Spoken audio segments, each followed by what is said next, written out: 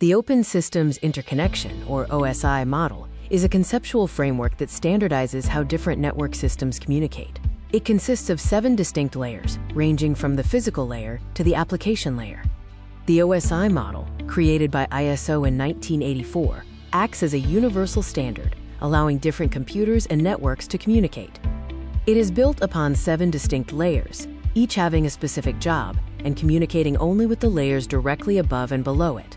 This is a full-stack view of the 7 layers and their functions. From top to bottom, Layer 7 is application, and Layer 1 is physical. A helpful mnemonic to remember the layers is, all people seem to need data processing. Layer 7 is the application layer, the closest layer to the end user. It provides network services directly to applications and defines protocols like HTTP, FTP, and DNS. The data unit at this layer is called a message or data. Layer 6 is the presentation layer, often called the translator of the OSI model. Its key responsibilities include translation, encryption for security, and compression to reduce file sizes for faster transmission. Examples include SSL, TLS, JPEG, and MPEG. Layer 5 is the session layer, which manages sessions between applications. This includes establishing the connection, maintaining the session, gracefully terminating the session, and synchronization to allow for resuming transmission after an error. Layer 4 is the transport layer, responsible for end-to-end delivery of data. The 2 main protocols here are TCP, which is connection-oriented and reliable, and UDP, which is connectionless and faster but offers no delivery guarantee. The data unit is either a segment for TCP or a datagram for UDP. Layer 3 is the network layer, which handles routing data between networks. Key concepts include IP addressing for device identification, routing to determine the best path, and packet forwarding, breaking data into packets for hop-by-hop transmission. The data unit is a packet.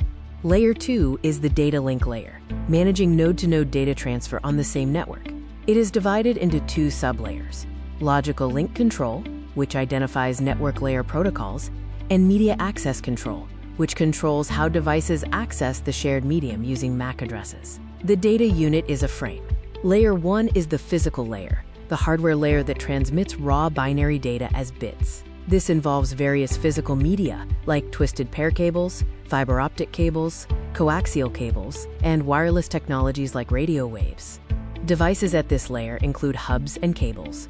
Encapsulation is how data flows down the OSI model on the sender's side. Starting at Layer 7, data travels down, and each layer adds its own header, bundling the data until Layer 1 transmits it as raw bits.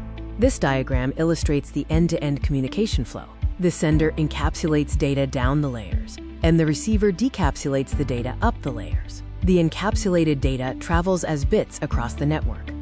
Here is a quick reference table summarizing each layer's name, data unit, protocols, and a key device associated with it. Remember the mnemonic: all people seem to need data processing.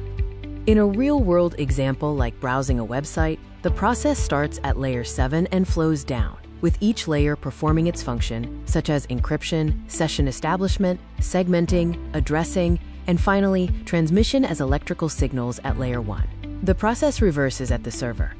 To summarize, the OSI model is a critical framework for understanding networking. Even though real-world networking uses TCP/IP, it helps in understanding and troubleshooting network issues by providing a standardized model of communication.